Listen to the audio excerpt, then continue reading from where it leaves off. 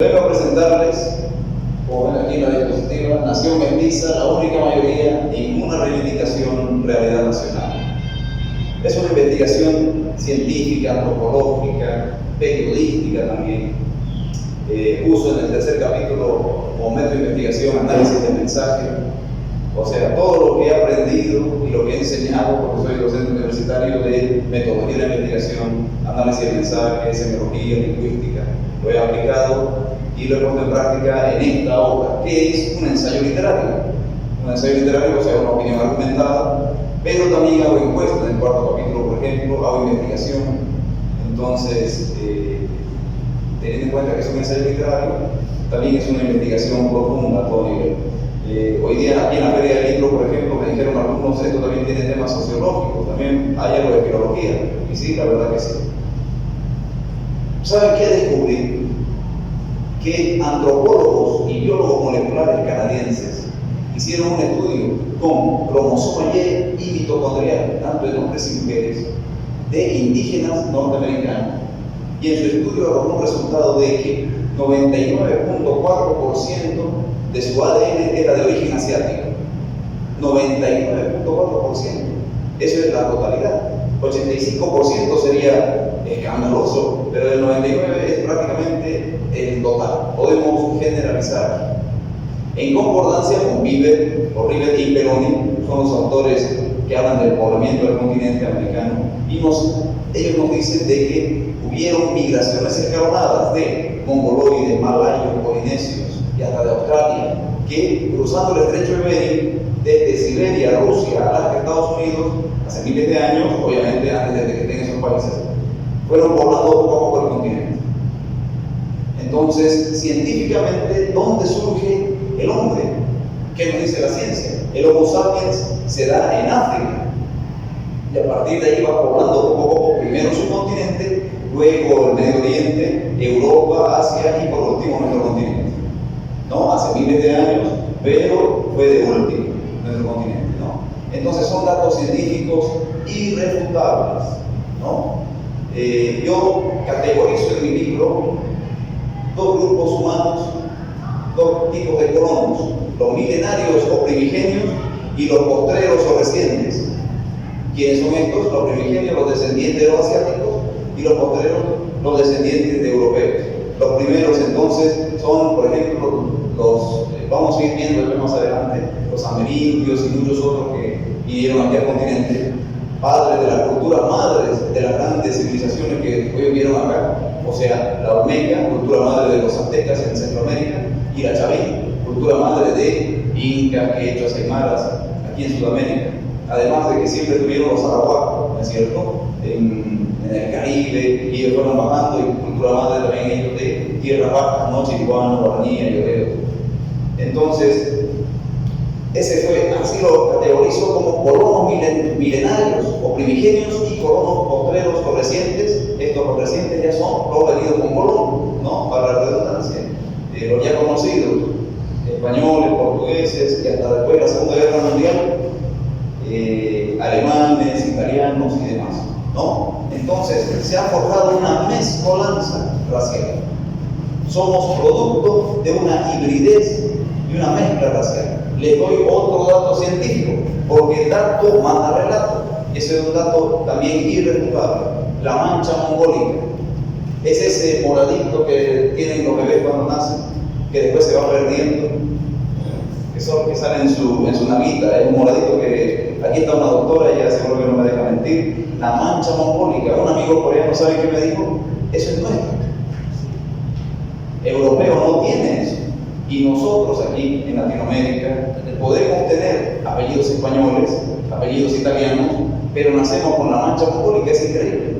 Aquí en la feria fue espectacular. Un paisano, uno que compró mi libro, y yo le dije, un alto blanco, ¿tú eres de qué país eres? No, soy cruceño. Ah, bueno, me hice el ADN, después de explicarle mi libro, me hice el estudio del ADN en Estados Unidos hace años, y me salió que tenía un porcentaje de maya. ¿Cómo le digo? ¿Qué tiene maya en México, en Yucatán y en Guatemala? ¿Qué tiene que ver? Bueno, es una evidencia más de que este estudio que investigué es cierto, ¿no? Porque los mongoloides, malayos, polinesios cruzaron, ¿no es cierto?, el estrecho de Bering y poco a poco se fue poblando el continente. Entonces yo le dije, pero maya y europeo tenemos, sí, es el 80%, pero tenía un porcentaje de maya, otro porcentaje no sé de dónde, creo que hasta de Asia incluso. Entonces se evidencia esto al respecto. En el cuarto capítulo hago una encuesta que la hice en 2010 y la voy a hacer con mis alumnos de estadística en 2018 sobre el tópico racial y se repiten casi idénticamente los resultados, significa que es una tendencia. Y como yo les digo, Nación Mestiza lo que quiere es acabar con posturas sectarias, posturas que nos pueden dividir, tanto de los recién llegados que se creen extranjeros o no son parte del país, como aquellos que se creen originales, ¿no?, en desmedro y que tienen privilegios, por ejemplo, ¿no?, que hay una justicia específicamente solo para un tipo de etnia específico. Por ejemplo, otro dato, que el voto provincial vale el triple que el voto de la ciudad, por ejemplo, es igualdad de la ley.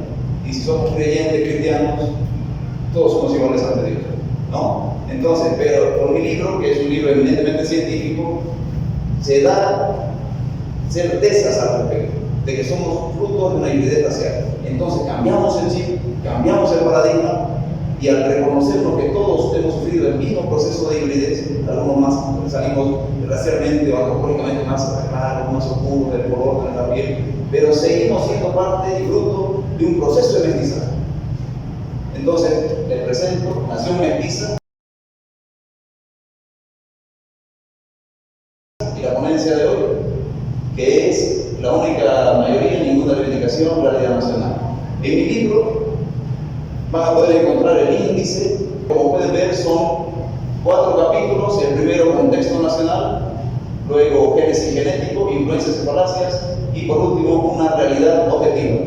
Cada uno tiene sus acápites, donde voy mostrando primero en contexto, obviamente, cuántos somos en el país para empezar, cuál es nuestra idiosincrasia cultural y demás. En los siguientes capítulos vamos a ver en génesis genético el estudio que les he dicho de muchos PhD, pero muchísimos, y los voy a nombrar algunos. McLuhan, por ejemplo, la cabeza de McLuhan, hay un latinoamericano también que hicieron en Canadá este estudio que les decía previamente. También hago un estudio antropológico, ¿no?, histórico. Influencias y falacias, el tercer capítulo, usando el método de análisis del mensaje, y vamos a investigar punto por punto, por ejemplo, la postura del Malku versus la postura de la Nación Kamba. Eran visiones independentistas. A ver qué similitudes tienen, qué diferencias. ¿Qué decía el Malku? ¿Qué decía el arquitecto C. Campbell, el doctor Carlos Abdul, referente de la Nación Kamba en los 2000, al comienzo de este siglo? Y mediáticamente, cómo abordaba el país y la opinión pública estos postulados. Aquí lo trataban de separatistas, racistas, secesionistas, y aquí andan con nostalgia. ¿Y por qué? El Marco, por ejemplo, dijo textualmente: somos una nación conquistada por un país europeo llamado Bolivia. Imagínense. Y hay muchas posturas para analizar, ¿no es cierto? Y luego en el cuarto capítulo, en porcentajes, especificando y realidad mestiza, es donde muestro primero los datos estadísticos que realicé en las principales ciudades para este estudio específicamente, y también las conclusiones. Quiero leer la introducción que está en el libro, que se van a encontrar ustedes en el libro para que la conozcan.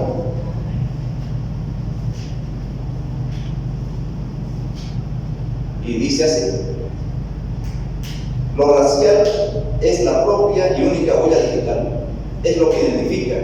Quizás no sea lo más importante en la composición intrínseca de un ser humano. Están su alma, su espíritu, sus ideas, temperamento y forma de ser, con sus fortalezas, debilidades, traumas y capacidades. Pero sin duda lo corpóreo es lo que se muestra. La materia tiene una fachada. Guste o no, existen rasgos, características y genética diferenciadas, formas que hacen al aspecto. La antropología luego clasifica las etnias y razas. Logra evidenciarse además que entes similares se identifican de manera homogénea, por ende se tiene más empatía por lo parecido. El paisano, el pariente, este es de los míos, se escucha. Estudios de laboratorio de atracción o sex appeal arrojan resultados contundentes, similares se eligen y escogen entre sí. El trato cambia generalmente con respecto a lo diferente. pudiendo llevarse en dinámicas de relacionamiento humano de manera relativa de acuerdo a la situación. La cuestión racial es algo perenne en las personas, en las relaciones, movimientos y posturas en la sociedad. Un análisis desprejuiciado, libre de xenofobia y revanchismo, al hacer un estudio basado en una investigación descriptiva al respecto, es valioso para especificar y reconocer la identificación individual y la realidad como sociedad.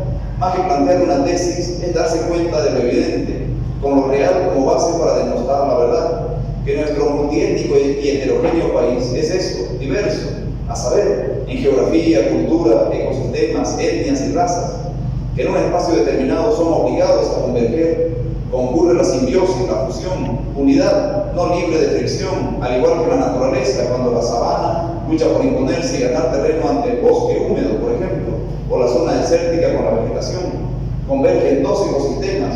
De igual forma, las visiones e identidades chocan a la vez que se mezclan, y en lo racial producen la mixtura, osmosis y simbiosis que derivan en una Bolivia mestiza. Con argumentos, este ensayo demostrará que la hibridez incuestionable y friccionada a la vez es indudablemente la realidad coyuntural de Bolivia, evidencia que constatan la única mayoría racial, ninguna reivindicación, realidad nacional. Abordar una temática racial es y será controversial. Muchos de los problemas de la historia de la humanidad tienen su fuente o son la raíz de una intolerancia entre grupos humanos, obviamente imbuidos y envueltos en diferencias culturales, además de las genéticas, y las disfunciones sociales e intereses políticos y económicos que rodean cada coyuntura. No hay que menospreciar la importancia que le da el ser humano a la raza. Hitler es un recordatorio de que ignorar estas cuestiones puede ser devastador para el mundo entero. Existen posturas que están en contra de hacer análisis raciales, pero tenerle miedo o no querer tomar en cuenta la cuestión antropológica es no estar dispuesto a crecer, conocerse y mejorar. Como sociedad hay que mirar atrás, no solo para no cometer los errores pasados, sino para saber de dónde se viene y a dónde se va o se podría ir. Teniendo en cuenta que la raza es algo preponderante en el análisis social, este libro se basa y es un estudio científico, histórico y antropológico. Se explaya una investigación descriptiva de la actualidad boliviana en cuanto a la temática racial, usando principalmente como técnica el análisis del mensaje.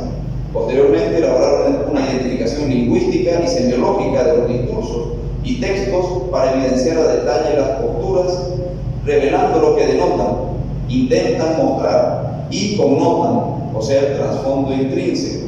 Este libro tiene por objetivo máximo argumentar, sobre todo argumentar, mostrar datos históricos y científicos, cifras, porcentajes, hechos y posturas que reflejen percepciones de la realidad, identificarlas y evaluarlas para asumir una posición al respecto. Es un ejercicio de la libertad, de la democracia, y cuando el motivo es revelador, educativo y clarificador, está de más hacer notar su relevancia. Y así comienza, mis estimados, esta investigación.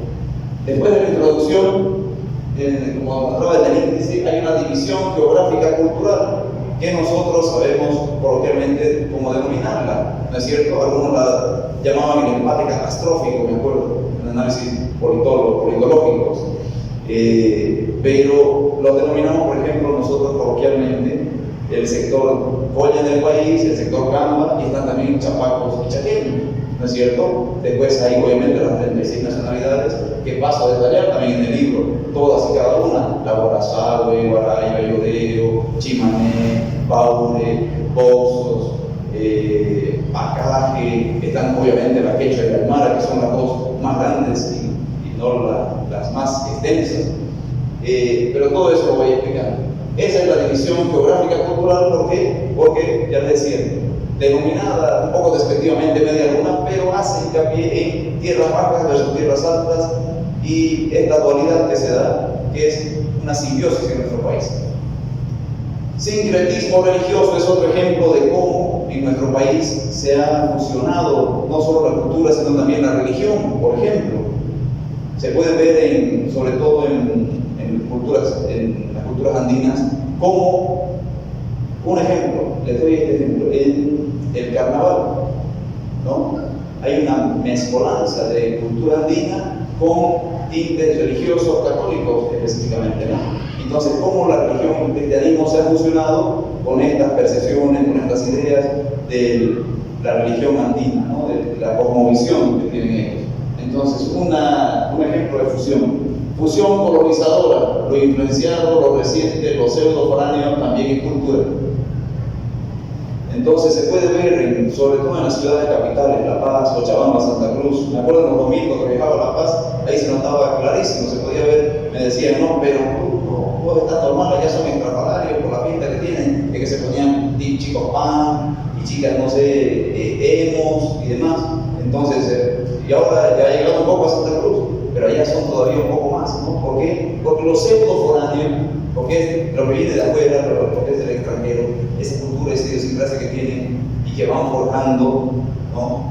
Bueno, ese hasta otro análisis puede hacer sobre eso, ¿no? También es cultura, también ellos se identifican. Hay una canción aquí en Valle Grande que hicieron, ¿no? De la que se viene con su morral y se vuelve con su mochila y cambia su look, cambia su forma de verse. Siempre hay críticas o elogios a esta perspectiva, pero es una realidad. Entonces hay una fusión colonizadora en esos aspectos, lo influenciado, lo reciente, lo pseudo-foráneo también en cultura. En cuanto a migraciones, el 60% entre urbanos se da y el 85% del rural a urbano. O sea que del campo a las ciudades un 85% va migrando. Santa Cruz es un poco a la inversa por su producción y tecnología, dado que ya sabemos, ¿no? Toda la ganadería y la agricultura está obviamente en el campo, ¿no? Seguimos avanzando en otro subtítulo, le pongo como título de cultura derrotista en el subconsciente colectivo. Una cultura derrotista en el subconsciente colectivo. Es un análisis de nuestra realidad, mis estimados. Acuérdense de esa frase, especialmente en fútbol. Jugamos como siempre, o jugamos como nunca, perdimos como siempre. O sea, es increíble que crezcamos y desde el colegio nos vayan enseñando, quizás no es la intencionalidad, pero, a ver, ¿cuántas guerras ganamos como país en nuestra historia? ¿Cuánto territorio conquistamos o solo perdimos? Solo perdimos. ¿No es cierto? Y tenemos hasta, bueno, yo no soy psicólogo, pero quizás le serviría esto para un psicólogo profundizar en este aspecto. ¿Por qué tenemos esa idiosincrasia? ¿Por qué vino un extranjero y hasta, no digo por humildad, una excesiva humildad, nos sentimos inferiores? Prueba de ello es que en empresas a un extranjero que hace el mismo trabajo o incluso menos que un nacional. Yo me acuerdo que un colega me dijo, yo estoy haciendo lo que para mi supervisor extranjero y yo gano casi nada, es irrisorio mi salario, y el extranjero que viene solo a poner la firma está ganando pero muchísimo, mucho más que yo, y yo le estoy haciendo los estudios, los análisis. Imagínense. Entonces hasta las grandes empresas o las corporaciones y los gobiernos prefieren a los extranjeros, ¿no? Y les pagan más, y nosotros hasta lo tenemos intrínsecamente conectado en nuestra psique, en nuestras emociones. También, ¿cómo son los vecinos, mis estimados? Brasil, ¿qué dice? ¿Cuál es la frase de Brasil? País más grande del mundo, campeón del mundo, y siempre ellos son los campeones, ¿no? Chile ni se diga. Muchos dicen que se hace mundial por su arrogancia, con todos los latinoamericanos. Vamos a hablar de Argentina, otro vecino, que dice que tiene el ego más grande que Dios, ¿no es cierto? Y nosotros, y no digo que tenemos que ser arrogantes, orgullosos, pero hacen un análisis hasta político, hace a nuestra personalidad, ¿no? Una cultura derrotista en el subconsciente colectivo. No todos, ¿no? Obviamente, no generalizo, pero digamos una mayoría estadística es así. Ambas igualdades tienen sus métodos de escapismo. Los primeros orgullosos de su rápido crecimiento contemporáneo, siendo la ciudad de mayor aumento económico en Latinoamérica en los últimos 50 años. Esa es una evidencia empírica también, ¿no? Cómo ha crecido demográficamente Santa Cruz y económicamente. Hay una foto de mi mamá con mi abuelo en el segundo anillo, en lo que, o sea, del frente a Cristo, o sea, el segundo anillo a las espaldas, oigan, el bajo hasta la cintura, segundo anillo, y un monte. Le estoy hablando a mi madre, nació en 50, el 63, o sea, 50 años aproximadamente. Santa Cruz era un pueblo. Era un pueblo.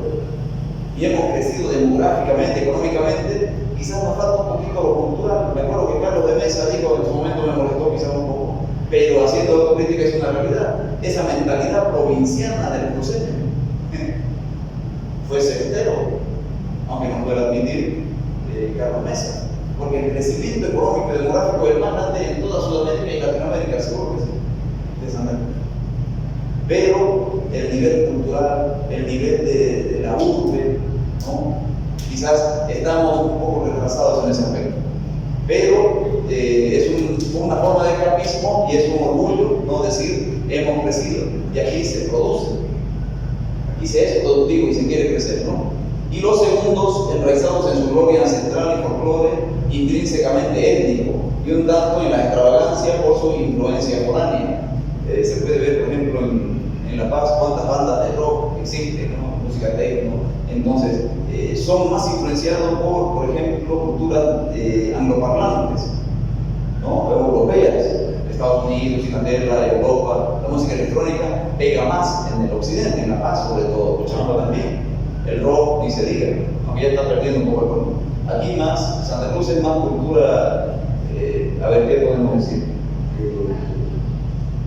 bailable, digamos, ¿no? La latina, digamos, ¿no? Salsa, merengue, el reggaetón y otros, el trap, ¿no?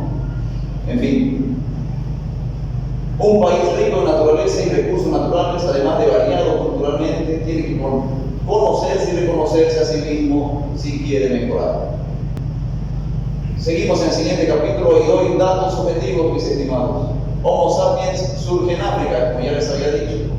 La migración escalonada, que nos dicen los autores Ribet y Belloni, de mongoloides, malayos, polinesios, por el poblamiento del continente. Y como pueden ver aquí en este mapa, estamos viendo cómo se cruza el estrecho de Bering, ¿no? Desde Asia, los mongoloides de Siberia a Alaska van cruzando cuando había un puente natural, un desierto de hielo, en una glaciación. También desde Australia, también polinesios, en fin, van cruzando después y forman el poblamiento del continente. Un intento de engaño de Amégino y sus Homo pámpidos, uno de esos que quiso ser demasiado orgulloso en cuanto a su ascendencia, tuvo que ser un argentino. Y dijo que existe el Homo pámpidos, pero luego se corroboró de que no, que como los ingleses cuando quisieron competir con los alemanes por el Neandertal, hicieron un falso fósil, lo mismo pasó con este Amégino. El Homo pámpidos no existe. Ya les dije científicamente, nosotros derivamos del Homo sapiens que surge en África. Somos originalmente todos de África, descendemos de África. Hasta en la Biblia, ¿no es cierto? O sea, alguien iba al jardín del Edén, es de Medio Oriente, norte de África prácticamente. Entonces, ahí se evidencia también. La ciencia es inequívoca. El genoma Y masculino, el ADN mitocondrial femenino de los indígenas americanos proviene del este y norte de Asia, raza mongoloide y siberiana. Connie Mulligan, Andrés Ruiz Linares, Stephen Winterton, y miren todos los PhD, antropólogos y biólogos moleculares que hacen este estudio. Thomas Murphy y Trent Stevens, biólogo PhD, enfocaron en el ADN ácido desoxirribonucleico que pasa de generación en generación, que busca el origen de los pueblos. El lingüista PhD John McLaughlin hizo un estudio que arroja los siguientes resultados. De 5.500 individuos, un 99.4% de indígenas americanos tienen un ADN de origen mitocondrial originario de Asia. Entonces, se evidencia y se comprueba por los estudios científicos, empíricos, comprobables. Y miren, mis estimados, las fotos aquí que les estoy mostrando de esquimales. O sea, son siberianos. Antropomórficamente es incuestionable, irrefutable la similitud, ¿no es cierto? Abajo también vemos a una señorita o una mujer, una fémina, claramente está en Groenlandia, ¿no? En Alaska, donde están los esquimales, y abajo pongo a Colón porque somos descendientes, nosotros somos hijos de asiáticos y europeos, estimados, básicamente. Entonces, colonos primigenios y postreros, 30.000 años atrás aproximadamente, los primeros inmigrantes se extinguen junto a los grandes mamíferos. O sea, los primeros que cruzan el estrecho de Bering es hace 3.000 años aproximadamente. Hace 11.000 el paleoindio hace su arribo en el continente, el amerindio con características típicamente asiáticas después. Aquí se da algo de la mancha mongólica que expliqué. Similitud ósea, sanguínea, argumentos lingüísticos, etnográficos, por ejemplo, las cabezas como trofeo, culturales, que hay hamacas, tanto en Asia como acá. Entonces, todos estos datos reveladores están en el libro. Todas estas características que aquí les estoy resumiendo, la sanguínea, argumentos lingüísticos, la similitud que hay en los fonemas que tienen. ¿Ya? Por ejemplo, varias culturas asiáticas y americanas o mesoamericanas. Etnográficos, esto de cabeza trofeo, por ejemplo, es una costumbre que solo tienen grupos, por ejemplo, de Brasil y asiáticos, un grupo específico de asiáticos. Todos los detalles están en el libro. Y culturales, las hamacas, ¿no? Miles de años antes del florecimiento de las culturas madre americanas, Olmeca en México y Chavín en Perú. Hubo después una visita esporádica de vikingos en Norteamérica, hasta que en 1492 el descubrimiento de América, el llamado descubrimiento de América por parte de Colón, ¿no es cierto? Lo que históricamente conocemos. Entonces, vamos a nuestro país, simbiosis nacional. En Bolivia aparecen restos de ocupación humana desde el 12.000 y 10.000 a.C. En el yacimiento de Picachani hasta el 1200 a.C. se desarrollan unas culturas sedentarias en el altiplano. A partir de esta fecha, las culturas Chiripa y Huancarani son las dos más importantes del periodo formativo. La cultura Tiahuanaco, cerca del lago Titicaca, marca un florecimiento cultural de la zona antiplánica. En torno al 1100 después de Cristo, esta cultura desaparece y se produce una lucha entre los diferentes grupos que habitan la región: aymaras, collas, tupacas y pacajes. El dominio del reino Colla de los aymaras perduró hasta 1438, cuando Pachacuti Inca conquista el altiplano boliviano, que es incorporado al Tahuantinsuyo. Durante los siguientes incanatos se intenta sin éxito conquistar el oriente boliviano, que estaba habitado por etnias de linajes amazónicos y pampinos. Se supone descendientes de los Arawak y otros que emigraron desde el Caribe, que eran principalmente cazadores-recolectores, destacándose los chanés y guaraníes, llamados respectivamente chiriguanos por los indios. En el incanato de Huayna Cápac se levantan fortalezas para detener el avance de los chiriguanos. Tras el arribo de Colón, por el intercambio de influencias y las transformaciones a todo nivel, llevadas a cabo tanto en Europa como en América, surgen los mestizos, indianos y criollos. Mestizos, indianos y criollos. Los mestizos son obviamente hijos de español o europeo con madre indígena, vamos a decir, ¿no? O ya del continente, asiática, descendiente de la reina asiática, ¿no? Y ahí se forja la hibridez. Ese era el denominado mestizo. Indianos son los europeos que se identificaron tanto con el continente que eran considerados así y tildados hasta despectivamente por otros europeos como indianos.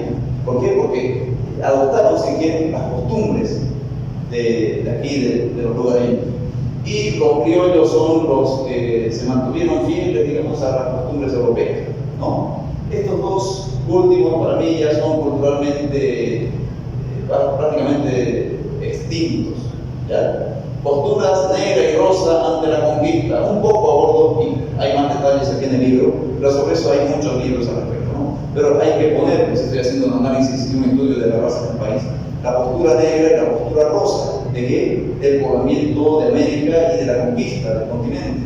Con la postura negra de que vinieron con cruz, con la espada y con la cruz a destruir, a acabar y generalmente son idealistas, ¿no? Son muy utópicos, un poco irreales, digo yo, ¿no? De que destruyeron nuestra civilización, que a veces era mucho mejor que la europea, porque ellos eran cochinos, la peste negra, que puede ser cierto por algunos datos, pero, oigan, aquí, como vimos en este resumen, los incas no conquistaron a los aymaras con flores precisamente, no fue con besos que lo conquistaron con el armamento y la tecnología que tenían en su momento, ¿no es cierto? Y lo sometieron también. Entonces, otro dato, especialmente en el norte de nuestro continente, había mucho canibalismo, demasiado. Y tanto aquí como en las culturas andinas, por ejemplo, lo llevaban a los cerros y se encuentran hasta hoy en día esas momias de niños y que han sufrido mutilaciones, por ejemplo. Eso es lo que se ve. También aztecas y mayas eran, si se quiere, un poco, no sé cómo decirlo, pero matar a niños no es muy civilizado, digamos, ¿no? Entonces, la postura negra versus la postura rosa, que es la postura rosa que llegó la civilización, llegó Dios, ¿no es cierto? Y llegó para mejorar el continente. Son dos posturas que más o menos la voy ampliando acá y para que analice el lector, ¿no es cierto? Eso es lo que existe. Entonces, composición étnica de Bolivia: mestizos, indígenas, blancos, afrobolivianos, asiáticos y otros. Entre los indígenas ya sabemos que están las 36 naciones, ¿no? O étnicas, que yo igual las detallo, obviamente. Están Guarazágüe, Guarayo, Yoreo, Baure y todas las que están aquí en el texto, ¿no? Aymara, Pacajes, Quechua, obviamente, la más grande es Aymara y Quechua, ¿no? Un proceso de hibridez racial se ha ido dando desde los colonos primigenios y los recientes, evidenciando consecuentemente un mix de características fusionadas resultante de la mezcla de razas, idiosincrasia y cultura. Entonces, todo eso ha ido funcionando y todos estos datos los voy explicando y poniendo aquí en mi libro Nación en Prisa. Llegamos al tercer capítulo, influencias y falacias, donde hago uso del método de investigación, análisis del mensaje. Visiones independentistas, lo que les decía en un comienzo, el Mancu versus la nación Kamba. ¿Y cuál fue la postura que tenían ellos? Que hago un análisis comparativo, diferencias, similitudes, en qué se parece, qué proponen y cómo, qué decía el arquitecto Sergio Antero, que en paz descanse, Felipe Quispe Marco también, que en paz descanse, pero qué decían ellos. Felipe Quispe: somos un país conquistado por una nación europea llamada Bolivia. Imagínense. Y bueno, el arquitecto también quería hacer algo aquí con la nación Kamba, ¿no? Independizarnos del andinocentrismo, que nos tiene captados, sometidos. Cada uno tenía sus visiones. Y yo las analizo, análisis del mensaje y su discurso, ¿no? Y también mediáticamente qué se decía en el país, cómo se los catalogaba, a quién se consideraba racista, secesionista, separatista, y a quién hasta con nostalgia cultural se le veía, ¿me entienden? Dependiendo de la zona también, ¿no? A quién se aceptaba, a quién se rechazaba, dependiendo si es en La Paz o en Santa Cruz. Hago un análisis hasta de sus apartados, de sus textos, de lo que ellos proponían. Está todo en el libro. Fernando Untoca, el filósofo catalista, hace un extremismo del indigenismo o indianismo, como les gusta llamarse a ellos, ¿no? Basado en la lucha de rivales. Yo he visto muchos de sus conferencias, he leído algunos de sus libros también, y él nos habla muchísimo de esto, ¿no? De cómo la lucha de clases de Marx es fusionada con el indigenismo, digamos, y se da lucha de opuestos o lucha de rivales. Una frase que dice él textualmente es que conquistaremos el Oriente y Santa Cruz desde los mercados y cooptando los mercados. Increíble. Yo no veo cruceños en los mercados, la verdad, no sé, no hago una crítica ni a favor ni en contra, pero eso es una realidad objetiva, ¿no? Interesante la perspectiva que nos da Untoca. Y la analizo también, ¿no? Lingüísticamente, semiológicamente, ¿qué es la semiología? El estudio de los símbolos, de los signos, ¿no? Entonces, ese estudio del significado, del significante, de la significación, qué se denota, qué se connota, qué es lo que se muestra, qué es lo que no se dice, pero que se evidencia por lo que se está dando, ¿no? O lo que significa, sin decirlo, al hacerlo ya significa mucho. Entonces, todo eso voy analizando de los textos y el discurso que dicen cada uno de ellos. Luego tengo 3 subtítulos dentro de este capítulo: racismo, revanchismo racista, enfoque racial en la Constitución. Sobre el enfoque racial hay muchos aspectos de analizar, es mi capítulo más extenso, pero se los dejo acá.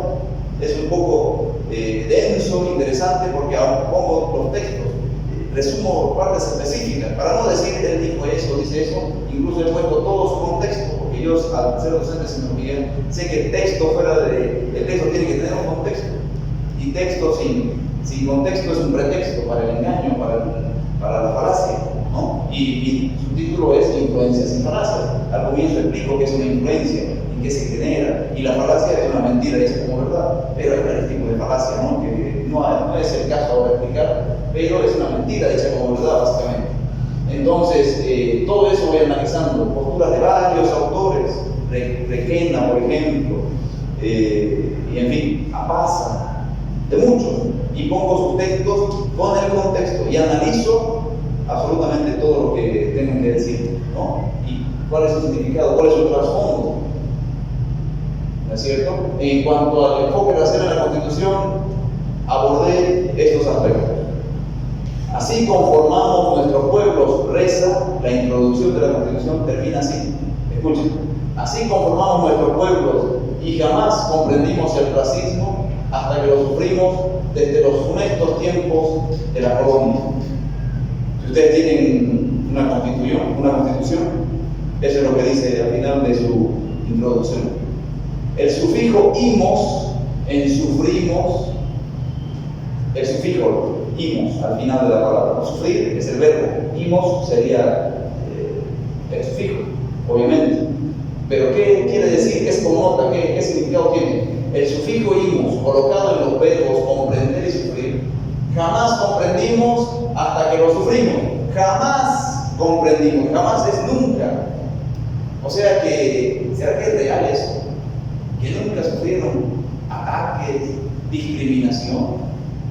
Pero si ya vimos en la historia de que los incas lo conquistaron, y no precisamente con rosas, ¿no? Entonces, ¿cómo que no sufrieron? Y ellos también estaban conquistando a los chiquihuanos. O sea, porque aquí nos da a entender de que no saben lo que es el odio.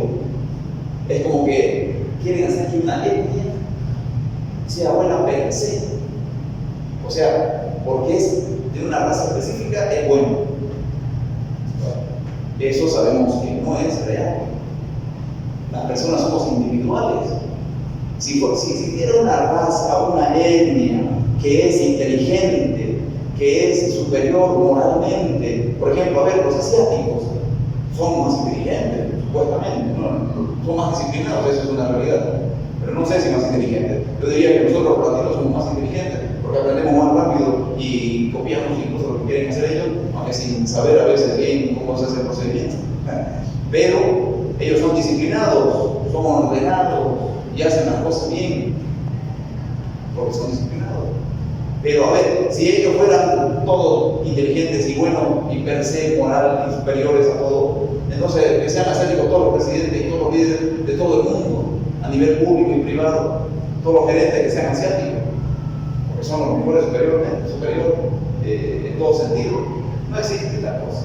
No existe solo en la ficción, solo en las novelas, solo en las películas vemos a Sauron en El Señor de los Anillos, ¿no? El malo que es más maldito que el diablo, y los buenos que son más benditos que los ángeles. En las novelas, por ejemplo, las negadas, la personaje principal, solo en la ficción se puede ver esto.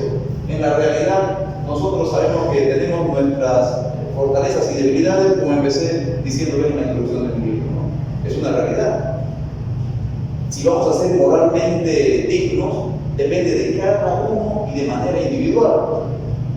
Esa es la realidad.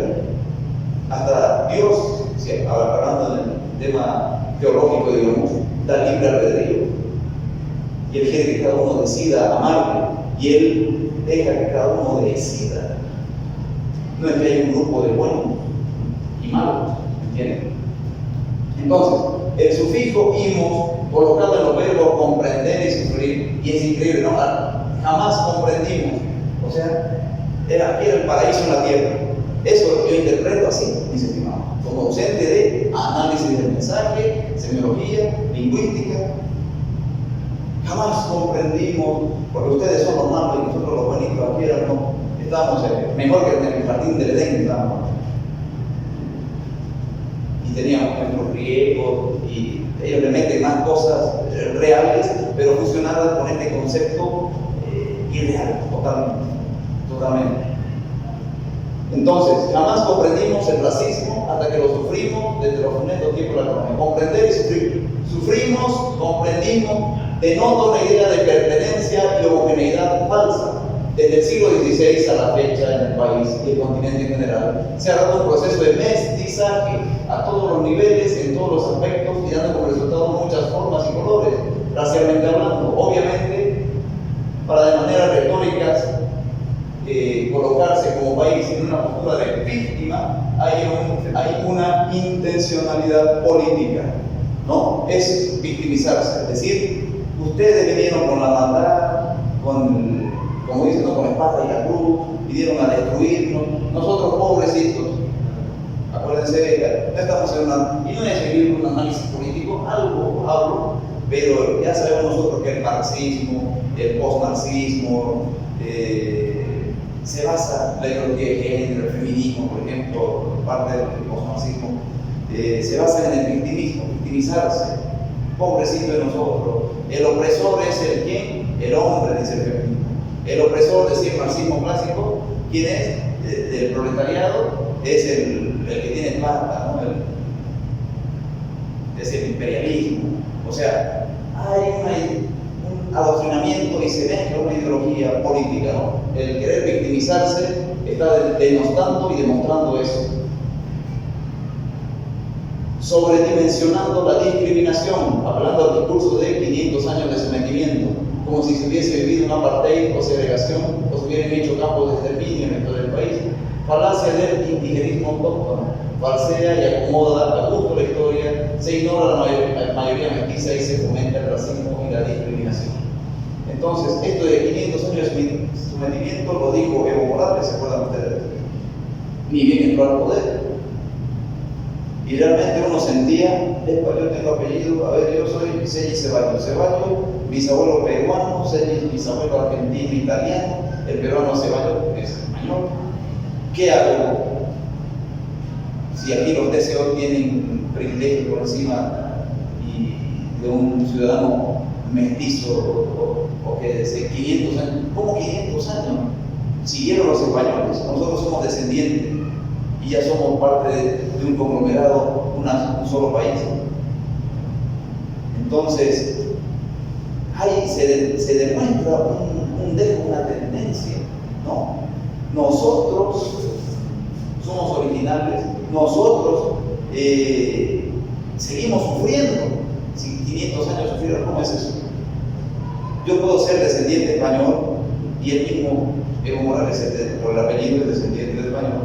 No hay una incongruencia, una contradicción intrínseca. Pero ¿qué hago? ¿Me voy a España? ¿Me voy a Italia? Miren mi apellido, yo soy descendiente de ustedes, fuera, aquí Sudaca me van a decir. Fuera, o sea que había un complejo de identidad. ¿Pero por qué? Porque los descendientes de asiáticos, descendientes de los colonos milenarios, que ahora ya sabemos que son esos, y nosotros también, increíblemente, tenemos la mancha mongólica, también somos descendientes de esos milenarios asiáticos, también. Pero hay un grupo influenciado políticamente que quiere imponer una postura y hacer sentir mal a un grupo de personas. O sea, el pueblo versus el antipueblo, básicamente, por la evidencia. Entonces, otro aspecto, no se vivió ningún apartheid y segregación como sí se hizo en Sudáfrica, por ejemplo. Y ellos sí eran originales, dice Grimald, porque el Homo sapiens surge de África. Los africanos, que son los blancos de Sudáfrica, que son descendientes de holandeses que fueron a África, ellos sí son indígenas originarios, los africanos, en África. ¿Ya? Y ellos sí sufrieron segregación en un apartheid, un odio, campos de exterminio terrible. Pero en la historia republicana de Bolivia no se ha dado eso. Se ha dado corrupción, se ha dado lo que quieran, se ha dado discriminación si quieren, ¿ya? Pero un racismo y un odio de sufrimiento de 500 años a ese nivel, como recién llegó Nelson Mandela, y increíblemente Nelson Mandela tuvo la sabiduría, ¿no es cierto? No digo que sea perfecto Nelson Mandela, pero por lo menos digo, unámonos y no seamos revanchistas. Y ellos sí podían decir, Nosotros sí podemos ser racistas, pero sí somos originales de África, ¿no? Y estos vinieron a nuestra tierra a someter. Pero Mandela tuvo esa visión, ¿no es cierto?, superadora, de no elegir el odio, no elegir la revancha. Y la mayoría mestiza se fomenta el racismo y la discriminación. Siguiente capítulo que tengo es cómo nos ve políticas y ley antirracismo, hegemonía racial y coyuntura confrontadora. Siguiente, por favor. Tengo un dato que muestro en el siguiente capítulo, es el INE versus la ONDEF, el Instituto Nacional de Estadística versus la ONDEF, que es para la ONU un registro de estadística. Autoidentificación indígena, el 60%, ninguna autoidentificación, 40% según el INE en 2001. Y según la ONDEF, el mestizo es el 68%. En el censo, hace 15 años atrás decía, por edad, población, quechua, aymara, guaraní, chiquitano, moqueño, otro nativo, ninguno. Y el que más datos tenía era ninguno. Estimados, en el último censo, ahorita se está peleando porque se haga otra vez un censo. En el último censo de la cápita de autoidentificación no había la opción mestizo. Yo no me considero blanco, solo había blanco y todas las nacionalidades o etnias. Yo no me considero blanco, no soy caucásico, no soy vikingo, no soy nórdico. Yo no me percibo como blanco, no, jamás podría yo, soy blanco, yo.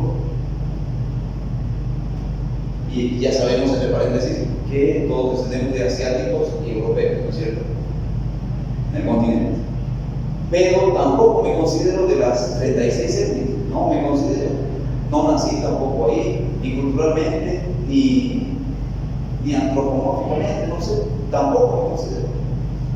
Pero sí me considero mestizo. Y no había esa opción en el censo. Como docente de estadística, yo le digo que eso es algo tendencioso y eso es algo que falsea la realidad. Que no haya la opción mestizo. Y cuando la ONDEF nos dice que llega prácticamente al 70% de la gente que se considera en este país mestiza en concordancia con todo el continente, estamos viendo que hay falacias, se está falseando la realidad, ¿no es cierto? Que se quiere imponer un discurso específico. Entonces, se evidencia que ninguno es la opción más elevada y menos analizada a la vez, teniendo en cuenta que en el censo de 1992 en Bolivia se contaba con más de 6 millones de habitantes, de los cuales el sector mestizo representa el 31%, la población blanca que se consideraba 27, haciendo un total de 58 entre ambos, y dando por hecho que en 20 años han elevado esa cantidad por sí mismos o relacionándose en diversos procesos interraciales de mestizaje, y sumándole a ese porcentaje está el mestizo que prefirió elegir una opción indígena en el censo actual de 2001 por su corazón, digamos. Hay muchos, ¿no?, que no pueden, son mestizos, pero quieren ser considerados étnicos por sentimentalismos, no por una realidad antropológica, digamos, ¿no? Entonces, sumándole a ese porcentaje está el mestizo que prefirió elegir una opción indígena en el censo actual 2001, se ratifica inequívocamente que la mayoría en Bolivia es mestiza. Y aquí la encuesta que realicé en 2010 y en 2018 con mis alumnos de estadística, donde vemos que mestizo llega a un 67% en la autoidentificación. Y en cuanto a la importancia del país en cuestión racial, si se le da mucha o poca importancia, mucho, un 73%. Bien. Entonces puede ser que a veces es un tema un poco tabú, que toca sensibilidades, que puede no gustar mucho hacer un análisis, pero le damos la importancia. Y aquí hay muchas preguntas al respecto. Por ejemplo, matrimonios interculturales, interraciales, y a ver qué opinan, para conocer, a ver la percepción de la población. Para eso sirven las encuestas, ¿no es cierto? Entonces, en el cuarto capítulo revelo esto y es muy gráfico, muy ilustrativo. Nación mestiza, para terminar, la única mayoría ni una reivindicación de realidad nacional. Es importante terminar con la asociación mental de mestizos con impuro y de bajo valor. El mestizo no es menos que nadie, por el contrario, se demuestra en la ciencia natural y tecnológica que el resultado de un cruce racial puede provocar una mejora sustancial. El ligre, por ejemplo, la fusión entre león y tigre, que es un animal mucho más grande, por ejemplo, más voluminoso, más fuerte. El motor híbrido en la mecánica automovilística, que es el futuro, que ya se está dando mucho, ¿no? Y toda investigación científica compara y mezcla elementos para una solución superadora. Objetivamente y en consecuencia, la fusión híbrida es el futuro y el mestizo es el que heredará la Tierra. Aunque no les guste a muchos y se asusten ante la inminente extinción de su pureza, la homogenización de heterogéneos o unión de opuestos que conlleva en sí misma la hibridez destruye deficiencias y potencia beneficios en todos los niveles y aspectos, dando como resultado de un proceso verdaderamente simbiótico un ser indiscutiblemente mejorado, empero superioridad sin recelo ni resentimiento, porque no se cree superior de algo que también es parte de sí mismo. En suma, una mejora constante representada corpóreamente en el mestizo y la calidad inherente de la fusión híbrida.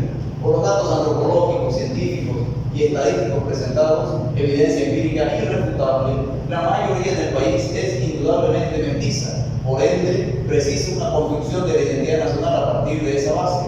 Bolivia es una nación mestiza, no es un grito de guerra, no es algo por lo que luchar, matar, morir, no vale la pena la violencia racial, no hay que hacer huelga ni sin presionar a nadie.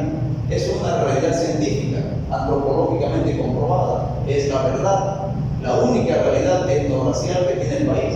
Bolivia es una nación mestiza y listo, y punto, y nada más. No hay argumento posible que refute esta realidad, porque es lo que es. Mis estimados, 100 años después, en 1909, Alcides Variedas, en su ensayo Pueblo Enfermo, dijo: la mayoría es indígena del país. Hoy, con estos datos, con estas evidencias de antropólogos, biólogos moleculares, con todo este bagaje histórico que hemos visto en mi libro, yo afirmo que somos mestizos. Es la única mayoría en el país. Muchas gracias.